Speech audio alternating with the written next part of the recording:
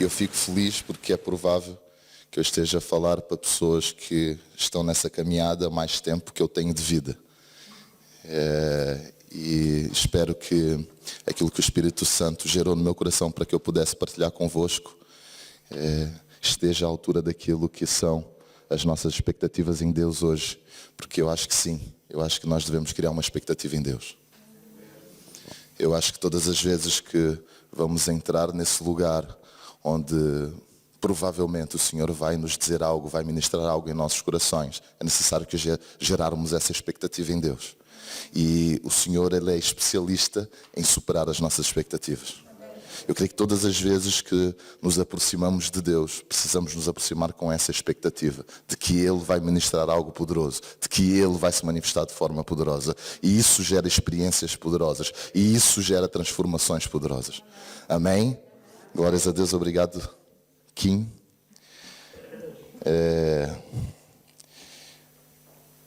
Eu ainda não disse isso publicamente junto de vocês, mas desenvolvi. Deixa estar aqui. O Senhor nos deu um amigo. E a palavra de Deus diz que há amigos que são mais do que irmãos, não é? E Deus permitiu nós desenvolvermos uma amizade que tem ido, enfim, além dessa questão ministerial.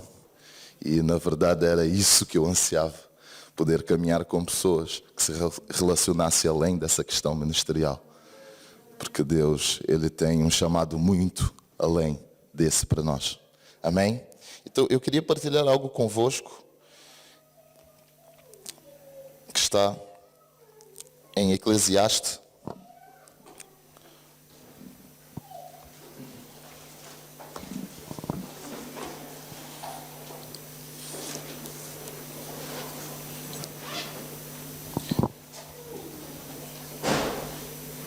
Eclesiastes 9.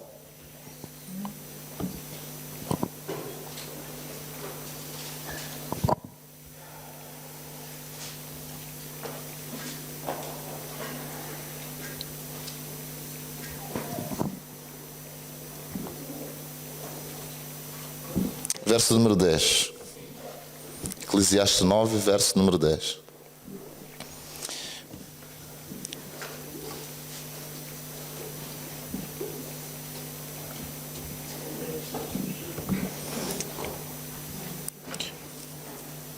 Amém? Segura aí a tua Bíblia.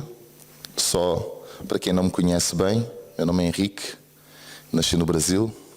Estou em Portugal desde o ano 2000, por isso vocês vão reparar aqui um misto no sotaque, na minha forma de falar.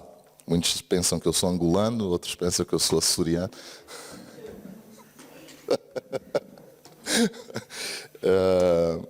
Então não reparem nisso, amém?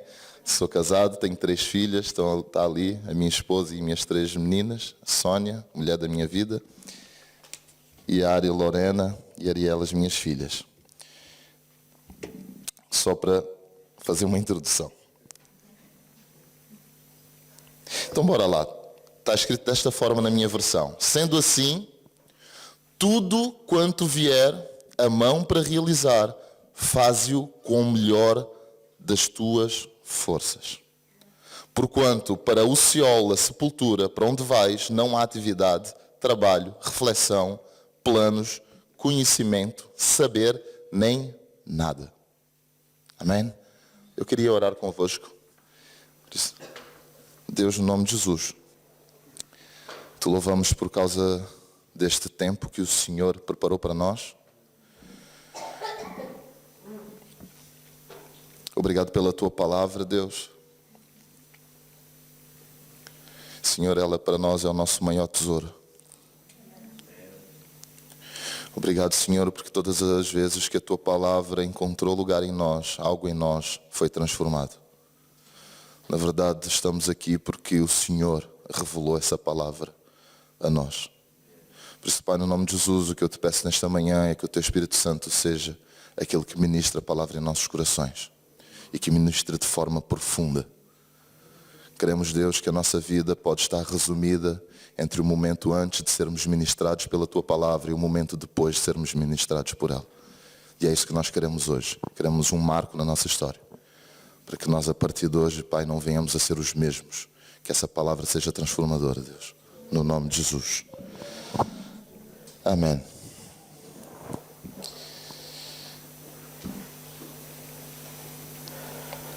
Eu sou muitas vezes, eu não sei se o Kim também é, mas eu sou muitas vezes abordado sobre essa questão do chamado. E pessoas que chegam perto de nós e dizem assim: pastor, eu ainda não entendi qual é o meu chamado. Ou qual será o meu chamado. Ou eu tenho orado a Deus para que Deus revele qual é o meu chamado. E quanto mais eu penso nisso, mais eu deixo de entender o sentimento que é gerado no coração de alguém que depois de anos e anos ainda tem essa dúvida na mente de dizer: qual é o meu chamado? Sério, eu tenho sido os mais jovens, mais vezes, mas pessoas que estão caminhando com Deus, estão caminhando conosco já há muito tempo, que ainda estão nesse dilema: qual é o meu chamado? Eu quero entender qual é o meu chamado. E eu acho que a maior parte de nós ainda não entendeu bem esse assunto, sobre qual é o nosso chamado e qual é a forma de nós termos convicção de que estamos cumprindo o nosso chamado. E eu entendi que a questão não é nós ainda não termos descobrido qual é o nosso chamado. A questão é que ainda nós não entendemos bem o que é ou não cumprir o chamado. E Eclesiastes, eu acho que é a passagem que explica melhor esse conceito de nós, que fazemos parte do corpo, cumprirmos o chamado. Eu acho que essa passagem que eu acabei de ler agora deve ser para mim das passagens mais profundas no que diz respeito ao cumprimento do chamado, ao eu saber qual é o meu chamado. E eu entendo que o meu chamado é fazer com todas as minhas forças aquilo que vier à minha mão.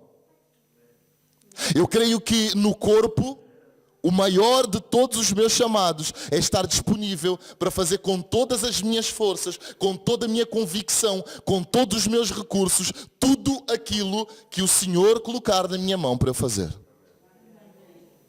Eu creio que se nós começarmos a olhar para a nossa vida e para a nossa caminhada cristã dessa forma, nós vamos deixar de lado essa questão de qual é o meu chamado e vamos começar a sermos realmente produtivos, realmente geradores de frutos naquilo que é a igreja nesta nação e nesta cidade. Sabermos que o Senhor vai colocar durante a nossa caminhada tantas coisas nas nossas mãos para nós fazermos, e a nossa convicção tem que ser: então se isto está na minha mão, eu vou fazer com todas as minhas forças.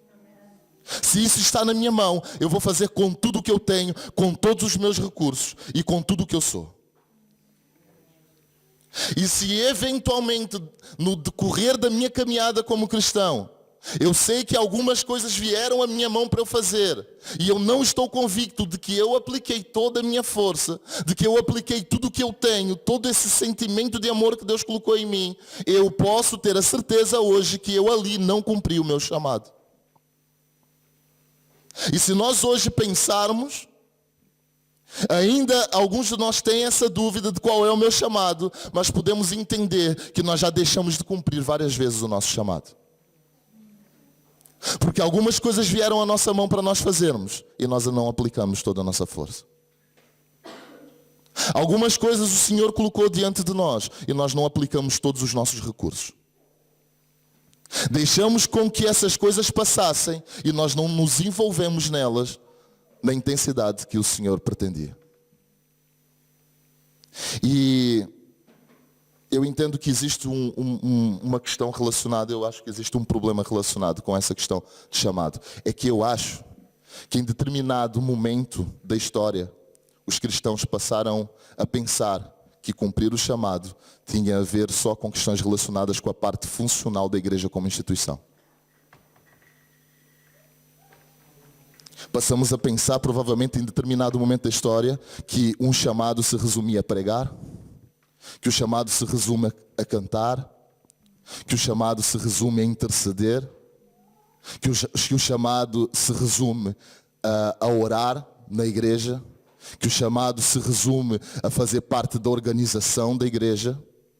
E aí nós ficamos perdidos porque nós queremos saber qual é o nosso chamado e olhamos para o pregador e dizemos assim, eu não sei se o meu chamado é pregar. Olhamos para aquele que ministra louvor e dizemos, eu não sei se o meu chamado é ministrar louvor. Oramos pelos irmãos que intercedem e ficamos a pensar, será que o meu chamado é interceder? Provavelmente nós devemos fazer todas essas coisas. Porém, o chamado de Deus para nós como indivíduos no corpo não se resume a essa parte funcional da igreja como instituição.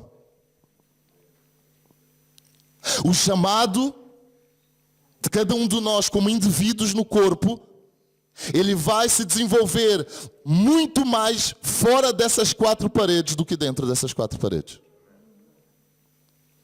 O cumprimento e o desenvolvimento do meu chamado, ele claramente, ele vai ter uma proporção, ele vai ter uma satisfação. Nós vamos encontrar uma realização muito maior nessa área do cumprimento do nosso chamado, fora deste lugar do que dentro deste lugar. E aí nós continuamos a pensar que o nosso chamado está resumido a este momento onde nós estamos juntos e que cada um tem uma função, enquanto vários ficam assistindo ou ficam recebendo essa unção que vem daqueles que estão cumprindo essa função. Mas provavelmente o receber essa unção, o participar desse ambiente, provavelmente também é parte do chamado.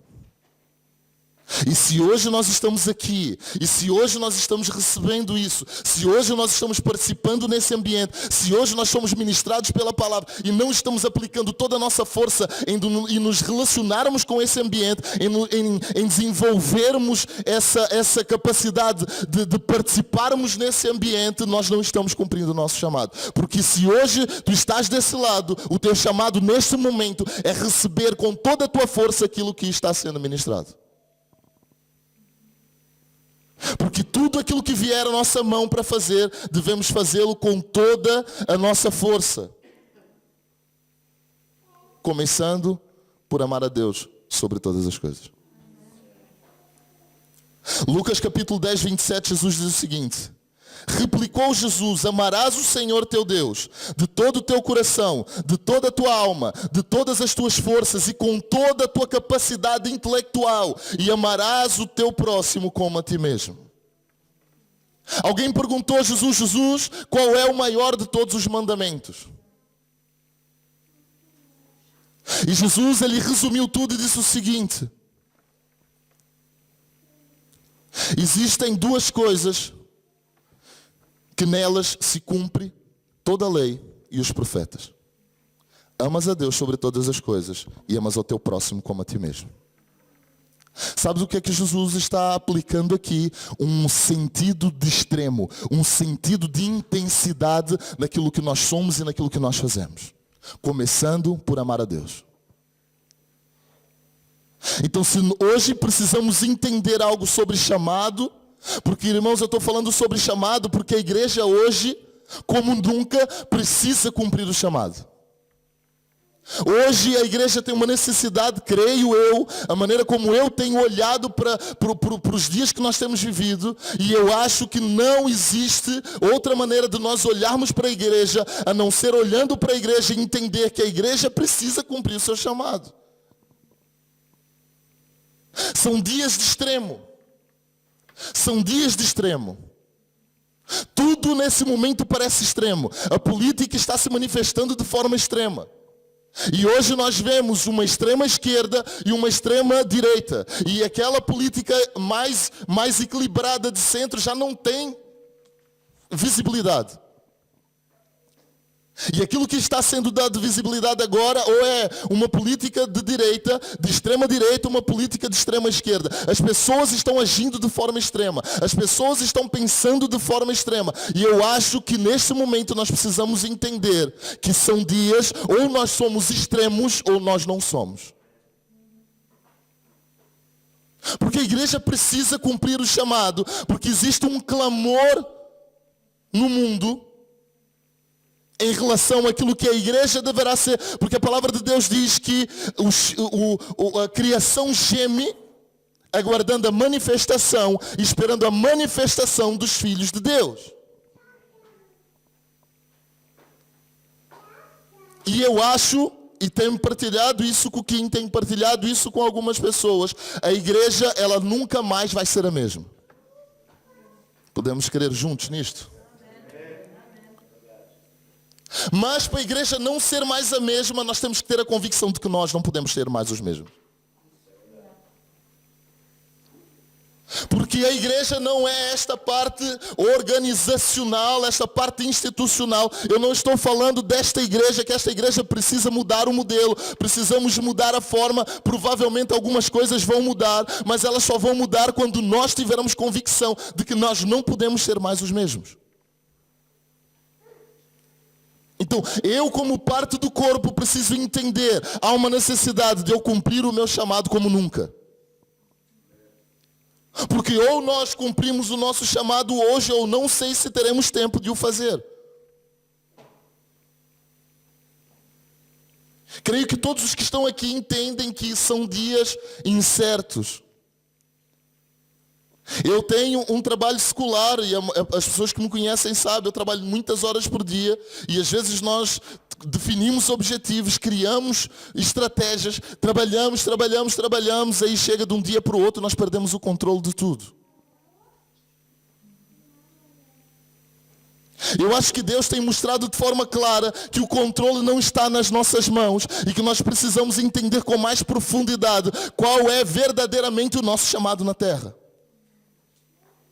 Porque é isso que vai fazer a diferença em nossas vidas, é se nós entendermos qual é o nosso chamado ou se nós não entendemos qual é o nosso chamado. E aí Jesus falou, em primeiro lugar, ama a Deus com todo o teu coração, olha, extremo, com toda a tua alma, extremo, de todas as tuas forças, extremo, e com toda a tua capacidade intelectual, extremo, e amarás o teu próximo como a ti mesmo, extremo. E eu acho que hoje nós devemos entender que não dá mais para vivermos naquele conceito de vida cristã, onde nós não somos extremos, mas também não deixamos de ser, mas estamos ali numa área cinzenta, aquilo que lá no Brasil chamam de andar em cima do muro, um cristianismo passivo, onde as pessoas não vão ao extremo daquilo que são e daquilo que têm. Não vai ser possível viver esse cristianismo. E a palavra de Deus diz em Apocalipse que chegariam os dias que quem está limpo, limpa-se mais, e quem está sujo, suja-se mais. Que a palavra de Deus diz que quem é vai ser ainda mais e quem não é vai deixar de ser. E aquele que tem vai lhe ser acrescentado, e aquele que não tem, até aquilo que tem vai lhe ser tirado. Sabe o que Deus está apresentando? Um tempo onde as coisas precisam ser extremas. Porque se o mundo é extremo na forma de apresentar um conceito de vida para a sociedade, nós, igreja, precisamos ser extremos na forma como manifestamos esse Deus que está em nós. Jesus foi claro, com tudo que tu tens, com tudo que tu és, toda a tua estrutura existencial, precisa estar toda concentrada num só propósito, amar a Deus. E tudo o que nós fazemos, tudo o que nós somos deve fluir de um coração que ama a Deus sobre todas as forças. Tudo o que nós vamos fazer, porque aí vem essa parte, mas espera aí, eu estou no corpo, faço parte de um corpo, tenho uma função, quero saber qual é o meu propósito. Então a primeira coisa que devemos entender, que independentemente daquilo que nós vamos ser ou fazer no corpo, tudo isso deve fluir de um coração que ama a Deus sobre todas as coisas. Porque um coração que ama a Deus sobre todas as coisas, não está muito interessado naquilo que vai fazer ou na qual é a função que vai desenvolver. Ele apenas ama a Deus sobre todas as coisas. E o primeiro chamado é esse. E é urgente nós cumprirmos esse chamado.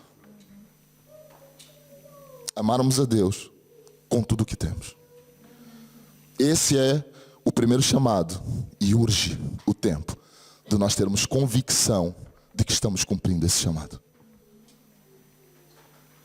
Porque é fácil dizermos, nós amamos a Deus e eu quero amar a Deus sobre todas as coisas. E outra coisa é eu ter convicção de que eu estou exercendo esse chamado.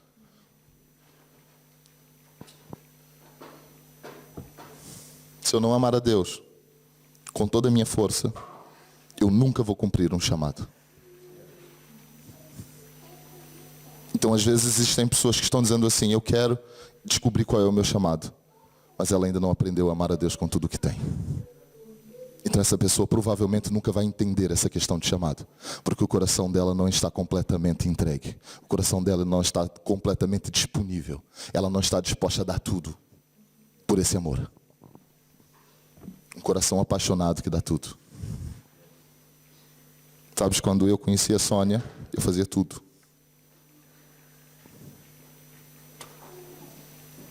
As pessoas estão a rir, parece que não fazem o mesmo.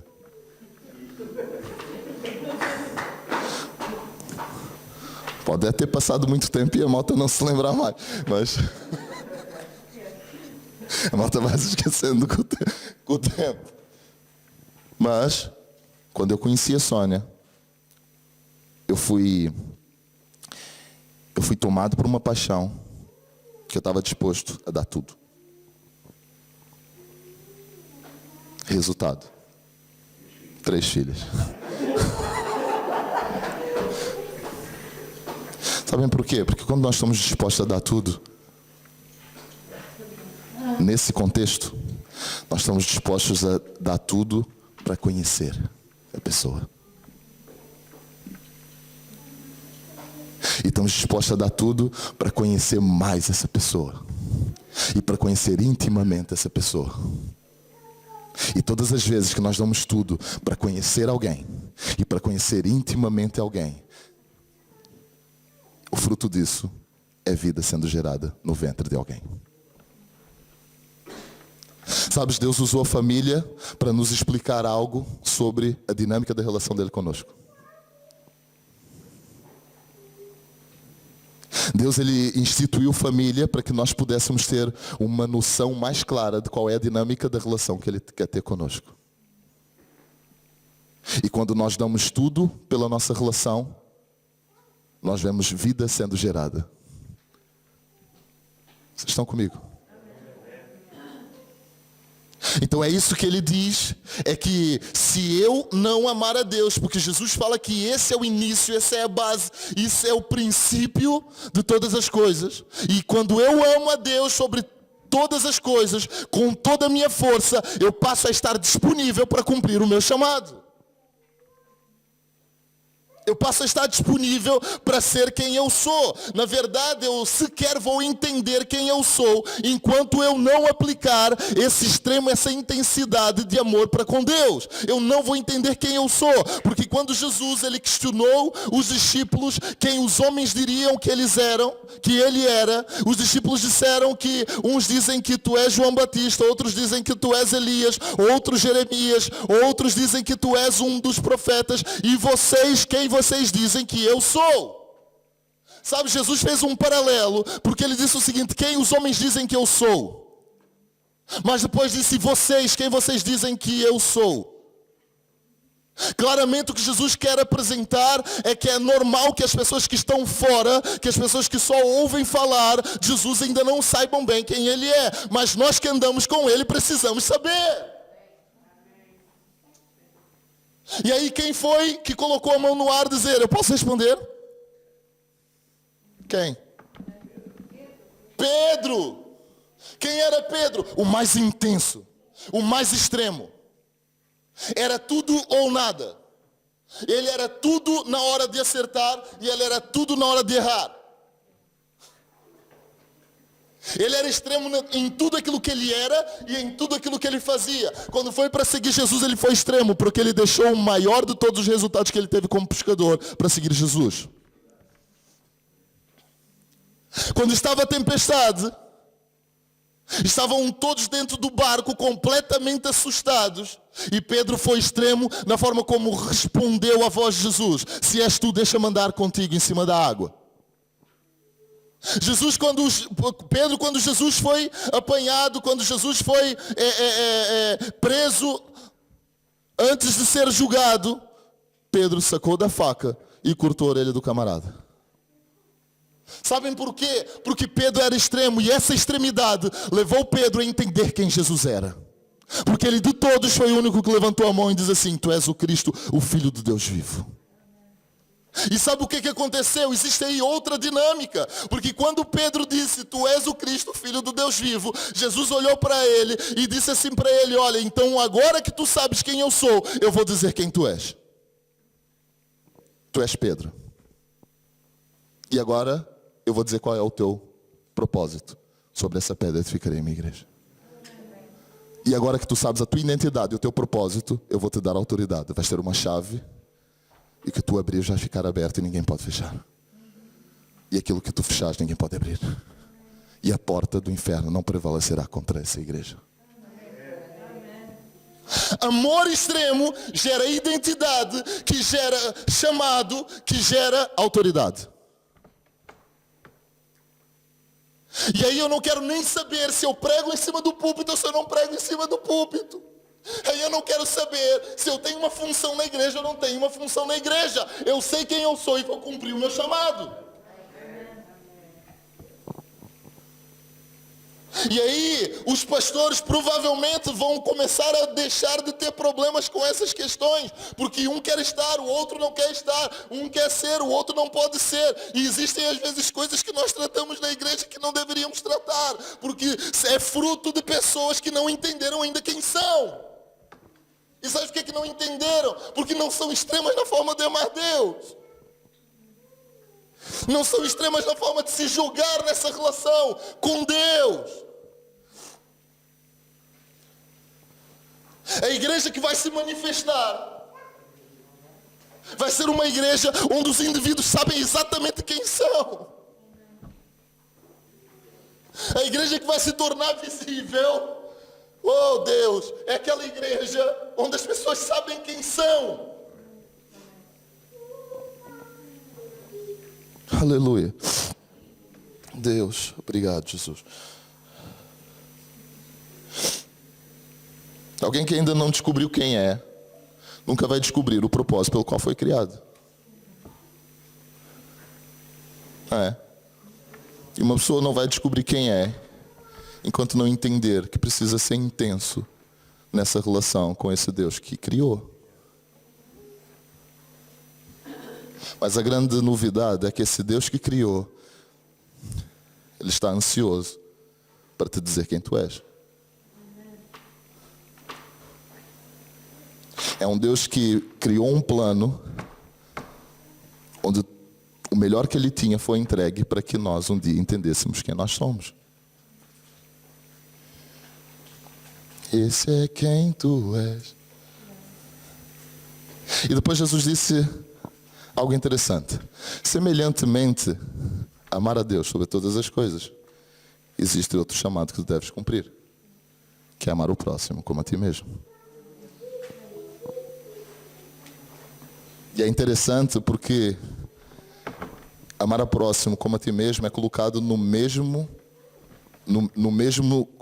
conceito, no mesmo nível de amar a Deus sobre todas as coisas. Porque o segundo, semelhantemente, é o primeiro, é amar ao teu próximo como a ti mesmo. Porque aí a Bíblia diz como é que tu dizes que amas a Deus e não amas o teu próximo. Não é? Então não se resume a respeitar o próximo. Não se resume a ser gentil com o próximo. Porque a Bíblia não diz para nós sermos respeitosos com Deus. A Bíblia não diz para sermos gentis com Deus. A Bíblia não diz para sermos moralmente corretos com Deus. A Bíblia diz para amarmos a Deus com toda a nossa força.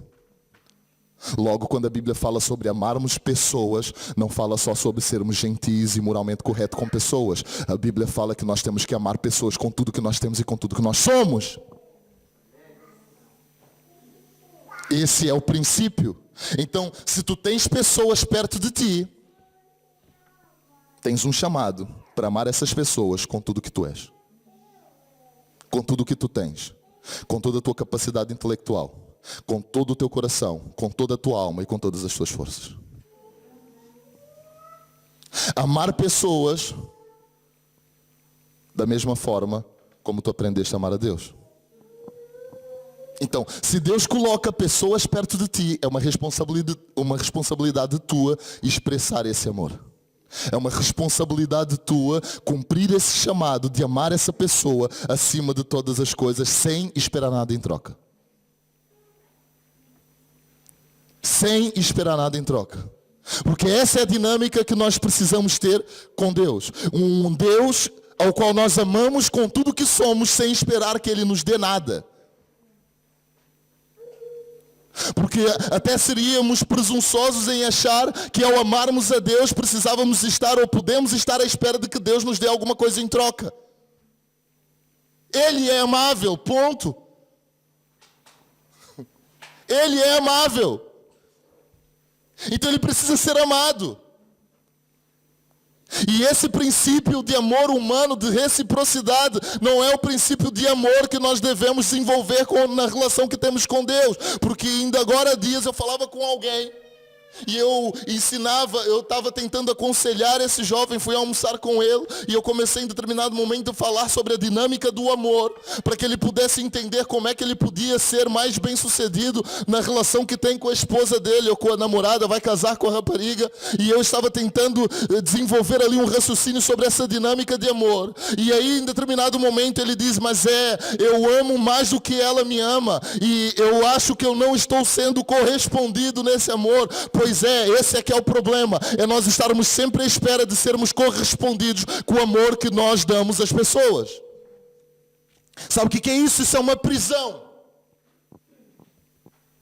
Isso é uma prisão. E todas as vezes que nós esperamos algo em troca do amor que oferecemos, nós estamos presos. E Deus nos chamou para sermos livres. E Ele nos apresentou uma dinâmica de amor completamente diferente. Porque Jesus deu a vida para um monte de gente que não presta para nada, sem esperar nada em troca. Mas a palavra de Deus diz, Ele se alegrará com os frutos. Por quê? Porque esse amor que não exige nada em troca é um amor que tem poder para gerar frutos.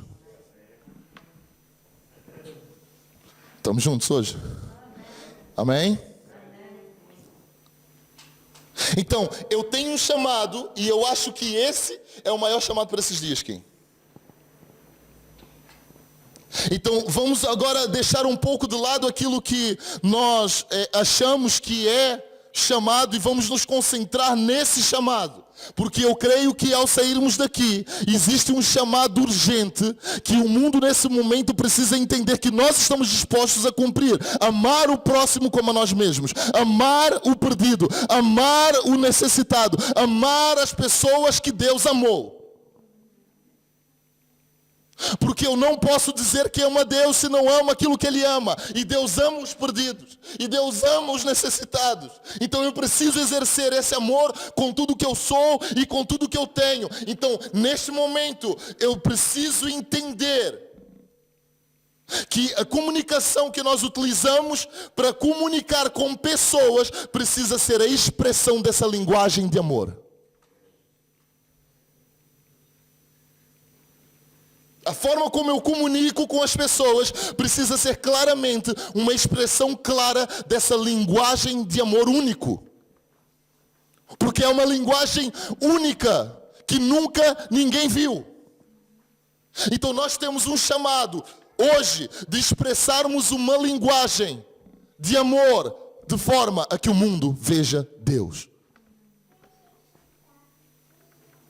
E o mundo não vai ver Deus na eloquência das minhas pregações. Ah, Deus! O mundo não vai ver Deus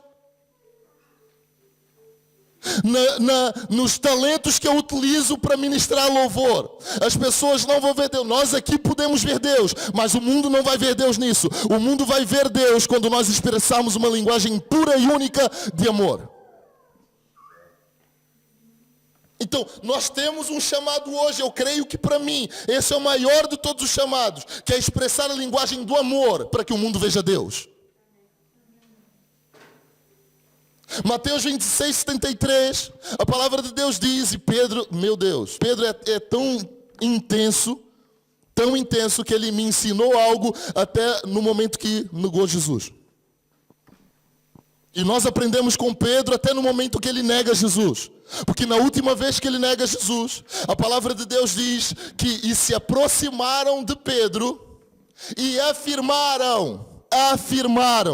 Eles não colocaram uma questão, eles não cogitaram. Eles afirmaram, certamente tu és um deles. Por quê? Porque a tua linguagem te denuncia.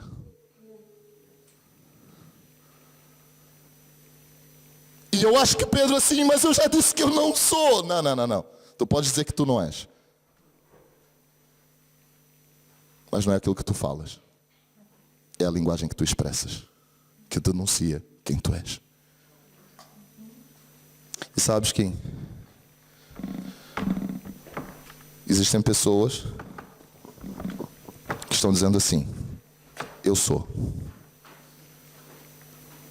E o mundo está dizendo assim, tu não és. Não, eu sou. Não, tu podes dizer que és, mas a tua linguagem te denuncia que tu não és.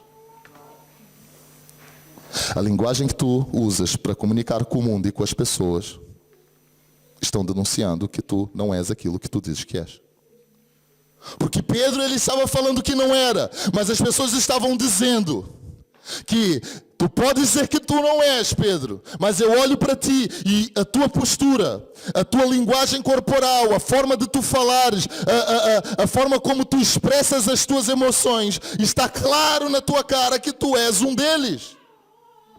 Sabes porquê? Porque Pedro andou 3 anos com Jesus de forma intensa. Pedro andou 3 anos com Jesus caminhando do lado dele de forma intensa, de forma extrema. Ele largou tudo, ele dava tudo por aquela relação, ao ponto de em determinado momento Jesus dizer assim, vocês podem ir embora também. E Pedro olha para Jesus e deve ter sido tomado por um sentimento de desespero e disse, para onde iremos se só tu tens palavras de vida eterna?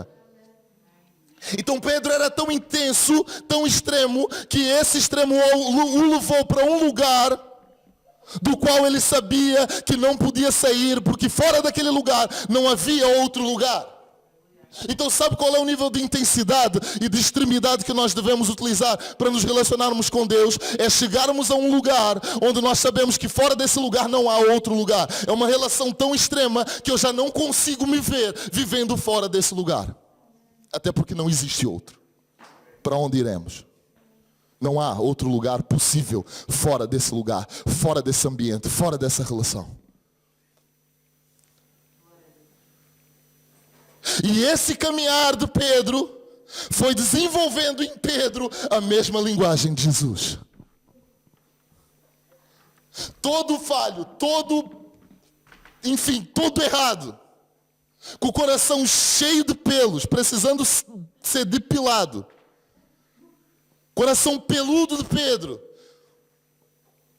Com muita coisa para corrigir, com muitos problemas para resolver. Mas ele caminhou com Jesus. Ele andou perto dele. Ele andou de forma extrema. Até um determinado momento que ele já expressava a mesma linguagem do Jesus com quem ele se relacionava. Certamente tu és um deles. Porque tu falas como Jesus. Porque tu andas como Jesus. Porque tu te expressas como Ele. A tua postura é parecida com a postura de Jesus.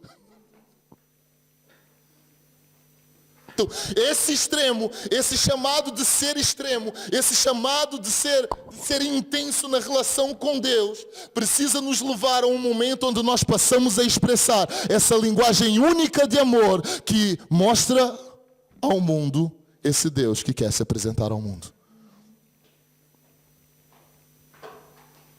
E Jesus foi a linguagem que o Pai utilizou para que o mundo visse Deus.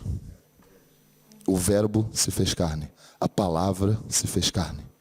Então, Jesus, ele quis desenvolver uma linguagem que tornasse clara ao mundo. De tal forma clara que o mundo começasse a ver Deus. Então o mundo viu Deus em Cristo. Porque Ele é a imagem do Deus invisível. Amém? Então, Jesus em nós é a imagem do Deus invisível. O mundo não precisa mais de igrejas no sentido institucional da palavra. É provável que a cidade do Barreiro não precisa de mais lugares de culto físicos. É possível que o mundo não queira ver o Deus da religião. O mundo não quer ver mais religiões. O mundo quer ver Deus. Amém? E aí Filipe chega perto de Jesus e diz: Jesus, mostra-nos o Pai. Filipe ali, ele deu voz ao anseio do mundo, ao anseio do homem. Filipe ali foi a voz do mundo clamando para ver Deus. Porque Filipe disse o seguinte: Jesus, mostra-nos o Pai. E isso é suficiente. Então sabe o que é que o mundo clama? Mostra-nos o Pai, porque isso é a única coisa que nós precisamos.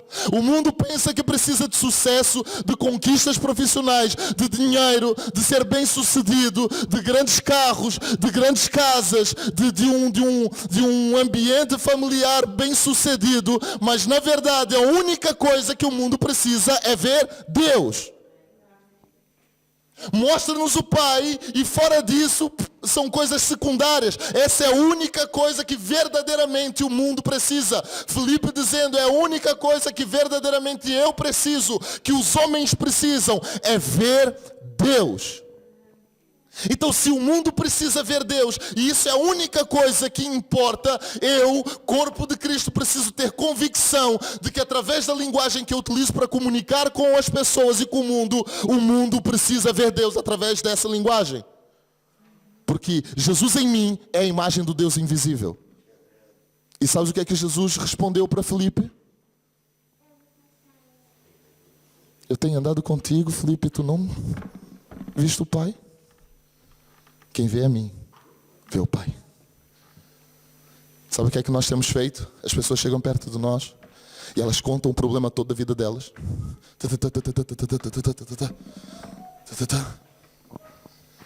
E chega ao fim, e a gente nem gosta de ouvir muito, né? A gente tem sempre alguma coisa para falar.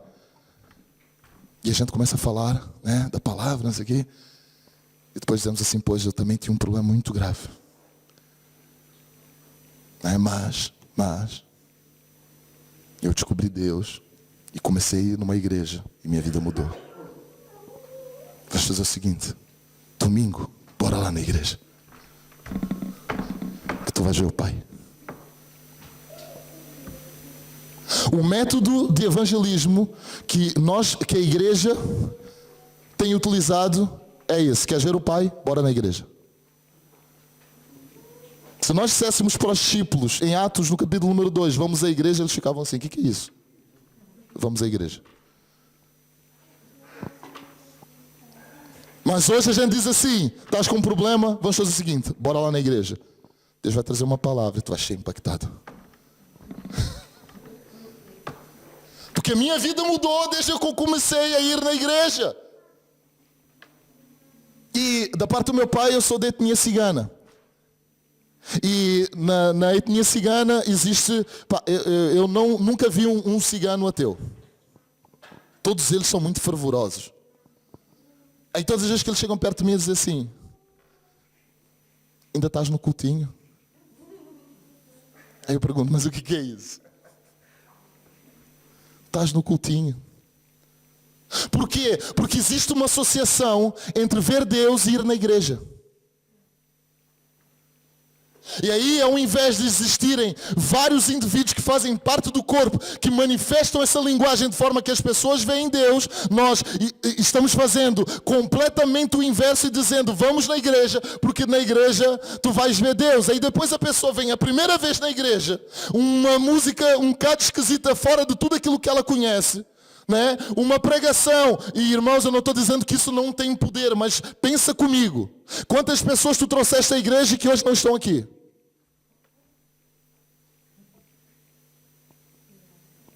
Sabem por quê? Porque as pessoas não precisam vir na igreja, as pessoas precisam ver Deus em ti. E isso é suficiente. Daí no fim, vem um ambiente assim mais, né? Composto. E o Kim começa a orar pelas pessoas. E as pessoas começam a cair. E a pessoa começa a ficar assustada, a dizer assim, o que é isto? Não é? Eu não estou a dizer que não há poder nisto. Eu não estou a dizer, se a pessoa estiver uma disposição de receber aquilo que está acontecendo, ela vai ser transformada. Mas nós não podemos nos resumir a sermos uma igreja que apenas traz pessoas para dentro da igreja e vamos lá ver se dá certo ou não. Nós precisamos ser aqueles que vão para fora dessas quatro paredes e que amam as pessoas com tanta intensidade, de forma que as pessoas vejam Deus em nós. Porque quando as pessoas disserem, sabe o que eu preciso? Eu preciso ver Deus. E a gente tem que responder, então olha para mim. Porque quem vê a mim, vê Deus. Quantos de nós temos coragem para dizer isso? Quantos de nós temos coragem de olhar nos olhos da pessoa e dizer assim, ok, tu queres ver Deus, então anda comigo. Porque eu vou te amar de forma tão intensa. Eu vou te amar com tanta profundidade. Eu não vou te julgar, eu não vou exigir nada de ti. E esse amor vai te mostrar que Deus está na minha vida. E aí vai chegar um dia que eu vou dizer assim para essa pessoa, mas sabes, existe um lugar onde existe bué de pessoas iguais a mim. E a pessoa vai dizer assim, não, estás a brincar. E eu vou dizer, não estou a brincar. Existem várias pessoas, bué de pessoas, todas parecidas comigo, que exercem a mesma linguagem que eu exerço e que amam da mesma forma que eu amo. E as pessoas vão dizer assim, eu quero conhecer este lugar. Eu quero estar nesse lugar. Eu quero conviver com essas pessoas, porque se há mais pessoas que amam como tu amas, eu preciso conhecer essas pessoas. Esse devia ser o método de evangelismo que nós utilizamos. Amar sem esperar nada em troca. Estão comigo? Efésios 4, eu vou terminar. Efésios 4, ele amplia o que Jesus falou sobre essa expressão relacionada a amar a Deus, que se traduz em amar o próximo. Porque Efésios 4 começa dizendo assim, em determinado momento, Paulo, para os Efésios, ele instrui da seguinte forma, mulher, seja submissa ao vosso esposo, porque ele é o cabeça. As mulheres não gostam muito de ouvir isto. Mas não é o homem que exige isso da mulher. É Deus que está instruindo a mulher a amar o homem dessa forma. Homem, não exijas isso da tua mulher. Porque vai dar errado. Vai dar treta. Amém? E depois diz assim, marido, ama a tua mulher como Cristo amou a igreja. E que deu a vida por ela. Aí depois diz assim, filhos, honrem os vossos pais, porque se assim prolongará os vossos dias na terra. Pais, não irritem os vossos filhos. Escravo, respeita o teu patrão e trabalha para ele como se estivesse trabalhando para Deus. Patrão, não subjugues o teu escravo, porque tu também foste escravo no Egito. Sabe o que Paulo está ensinando? Ele está ampliando esse conceito de amar a Deus sobre todas as coisas e amar o próximo como a ti mesmo. Porque aí ele está nos levando a um entendimento mais ampliado sobre o que é cumprir verdadeiramente o chamado. Porque se a mulher ela é casada, ela tem um chamado de ser mulher e ser mulher com tudo aquilo que ela é e com tudo que ela tem. Se o homem ele casou, ele tem um chamado de cuidar da sua esposa e amá-la com tudo que ele é e com tudo que ele tem. Se eles têm filhos, eles precisam cuidar e amar esses filhos com tudo que eles são e com tudo aquilo que eles têm. O filho que nasceu num lar cristão e aprendeu que é bom honrar aos pais, ele tem um chamado de honrar os pais com tudo que eles têm, com tudo aquilo que eles são. Se eu tenho um emprego, eu tenho que entender que lá nesse lugar eu preciso expressar essa linguagem de amor e trabalhar com tudo que eu sou e com tudo que eu tenho. Se eu estou na posição de liderança, eu tenho que liderar com tudo que eu sou, com tudo que eu tenho, para que em todas as esferas da minha vida eu possa expressar essa linguagem de amor que faz com que as pessoas vejam Deus. Então sabe qual é o chamado? O chamado é esse, é ser extremo no amor. Queres saber qual é o teu chamado? É ser extremo na forma de amar. É ser extremo na forma de expressar essa linguagem. Então isso vai acontecer muito mais lá fora do que aqui dentro. Na verdade, aqui dentro vai ser um lugar onde um monte de gente que entendeu quem é extrema em amor se reúne para gerar um ambiente poderoso de adoração. E quanto mais poderoso for esse ambiente, essa expressão de amor, mais poderoso vai ser esse ambiente. E quanto mais poderoso for esse ambiente, mais pessoas serão curadas, mais pessoas verão Deus, mais pessoas serão transformadas, mais pessoas vão ver manifestações poderosas de um Deus que está vivo e que ama e ama com todas as forças. Então não dá para eu pensar em cumprir o meu chamado na igreja e instituição se eu não estou amando a minha mulher com tudo que eu tenho e com tudo que eu sou. Não dá para pensar nisso se eu sou marido, ou se a mulher é esposa e não está dando esse suporte e expressando essa linguagem de amor. O filho a mesma coisa, jovens que querem cumprir chamado, que querem subir no púlpito, que querem tocar, que querem fazer seja o que for, mas ainda não entenderam que precisam em primeiro lugar expressar essa linguagem de amor nessa esfera da sua vida, que é mais importante do que estar em cima do púlpito tocando.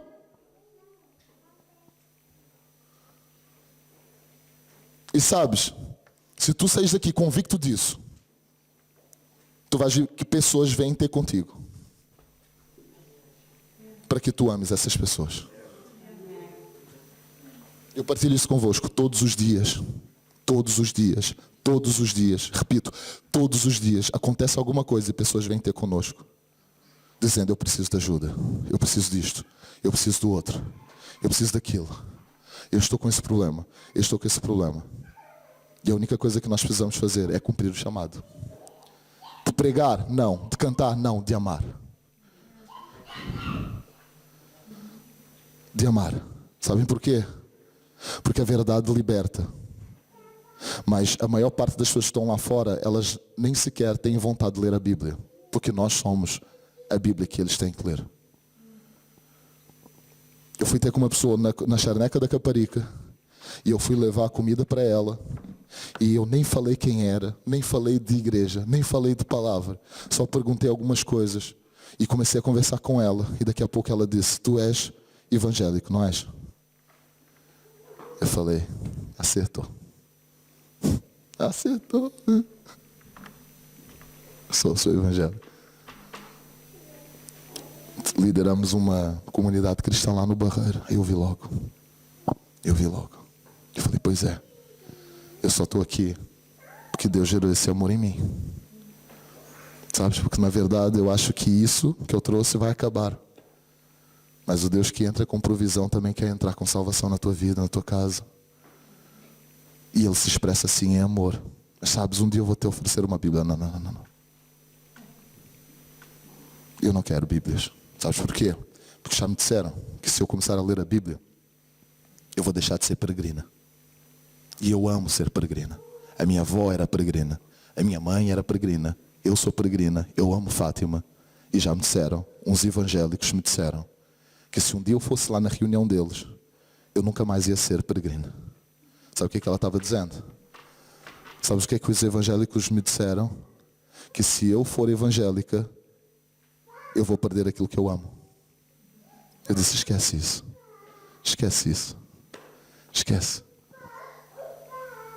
Parece estranho estar a dizer isso, não é?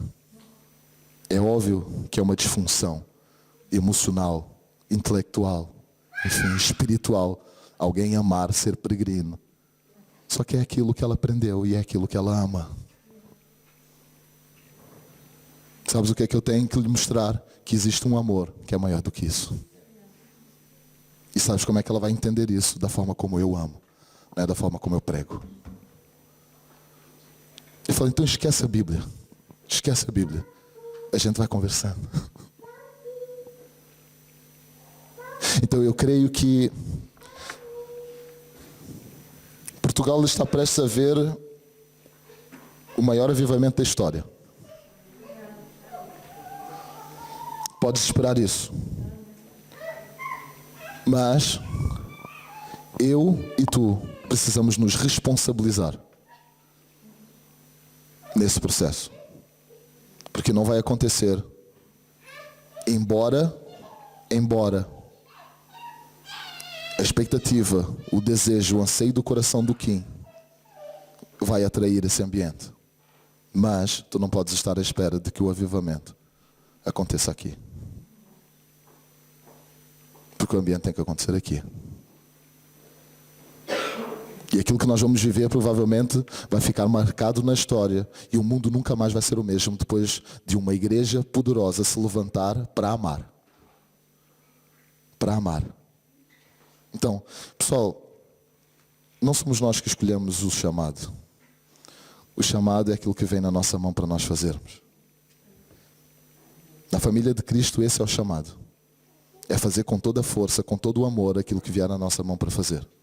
Os 12 não escolheram seguir Jesus, mas eles foram chamados para seguir Jesus. E 3 deles fizeram com tanta força que foram muito mais referenciados do que os outros.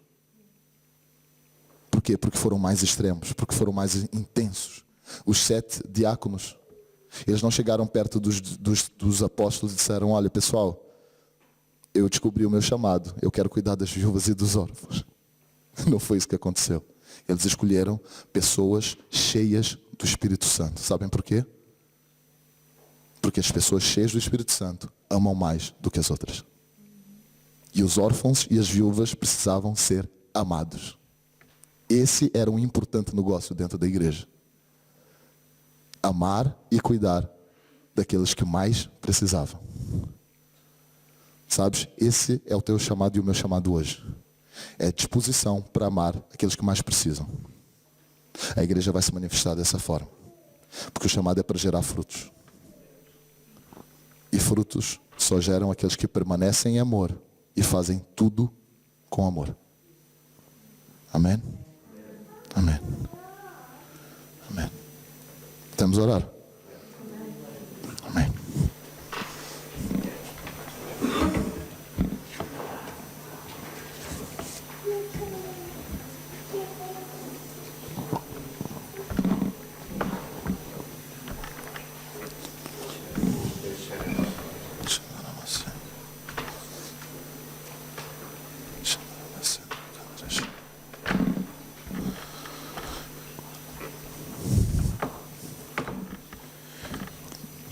Deus coloca no meu coração é que hoje precisamos fazer um voto de amor. Um voto de amor.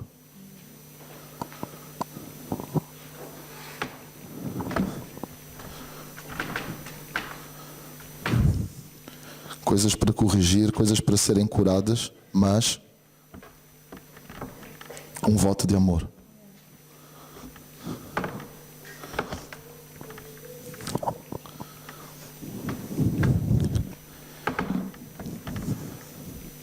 Deus procura pessoas extremas e me encontrarão quando o buscarem de todo o vosso coração. E me encontrarão. Só vamos ver Deus quando formos extremos na forma de buscar Deus, na forma de amar Deus, da forma de amar pessoas. Só aí vamos ver Deus.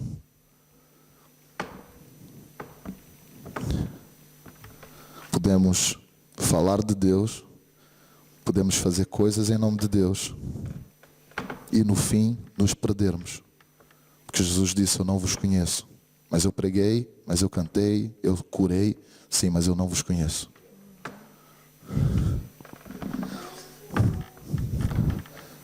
E é possível que haja aqueles que fizeram tudo errado, mas o coração era tão extremo que no fim eles verão Deus. Meu Deus.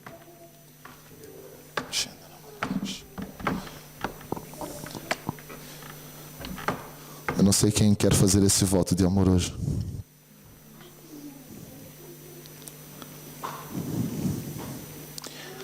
Alguns já fizeram. É Deus.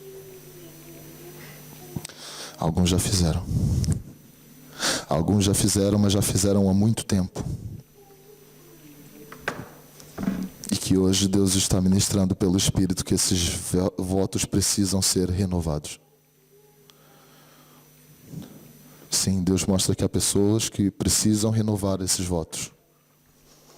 Precisa renovar esse voto de amor, de extremidade, de intensidade. Pessoas que querem Deus, mas não estavam sendo extremas, não estavam sendo intensas, mas que queimam por isso. Deus vai gerar um sentimento no coração dessa pessoa hoje, para que esses votos sejam renovados.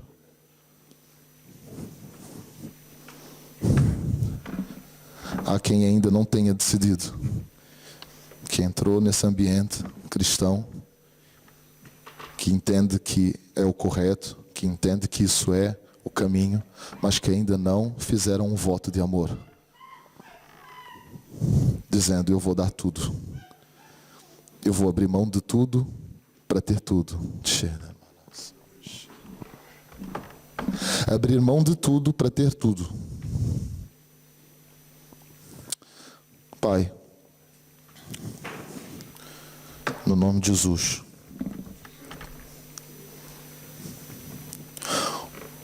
ouve a voz do coração daqueles que querem ser intensos, Deus. Daqueles que decidem hoje ir ao extremo. Ir ao extremo. Ir ao extremo.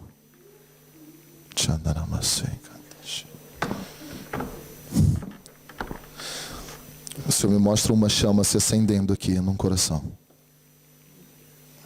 Oh Deus. Sim, Deus, queima. Queima o coração daqueles que foram chamados para expressar a linguagem do teu amor.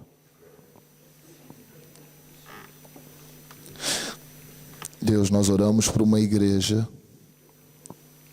que se expressa de forma extrema.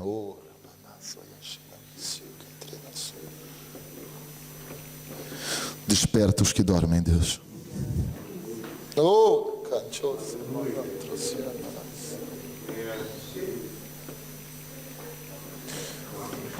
Ai, Deus.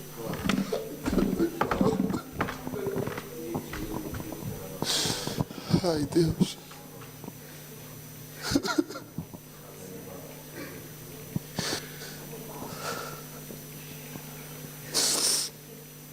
Ai. Desperta, Senhor. Ai, Deus.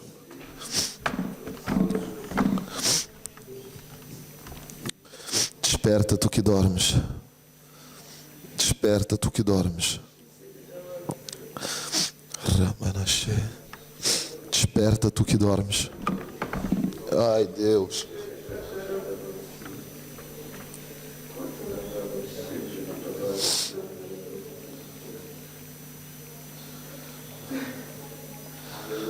Senhor, amplia agora a visão.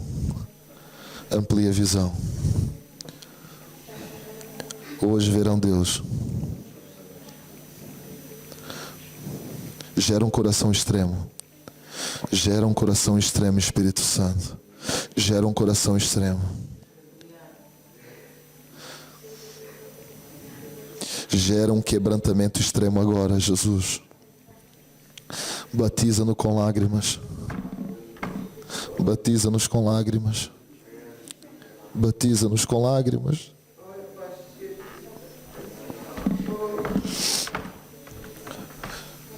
Deus, gera em nós um amor tremendo pelos perdidos, Deus.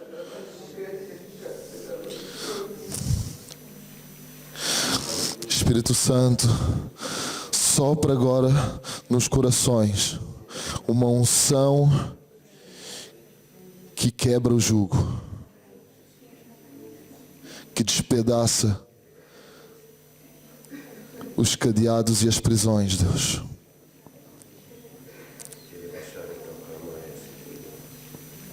Um amor tremendo pelos necessitados, Deus.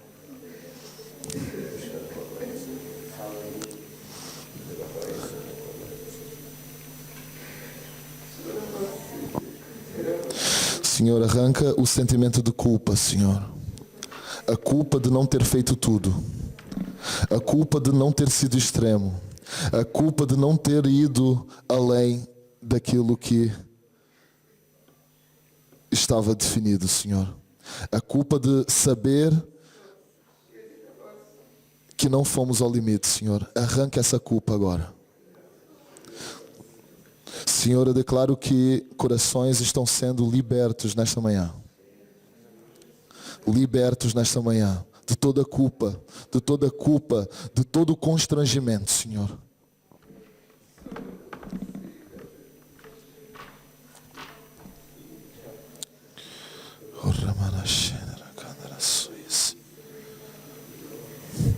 Senhor, eu oro.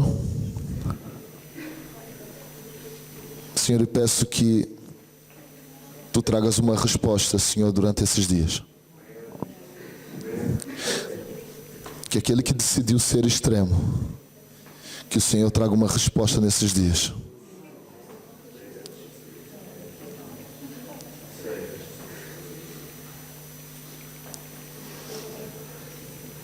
Senhor, quebra todo o sistema de crença desenvolvido no coração, Deus. Todo o sistema de crença humano desenvolvido no coração, Senhor. Eu declaro que esse sistema de crença desenvolvido pelo homem vai quebrar, vai ser desfeito. Para que o Teu reino, Senhor, ocupe lugar. Que o Teu reino ocupe lugar. Que o Teu reino ocupe lugar. Nesse coração, Deus, no nome de Jesus.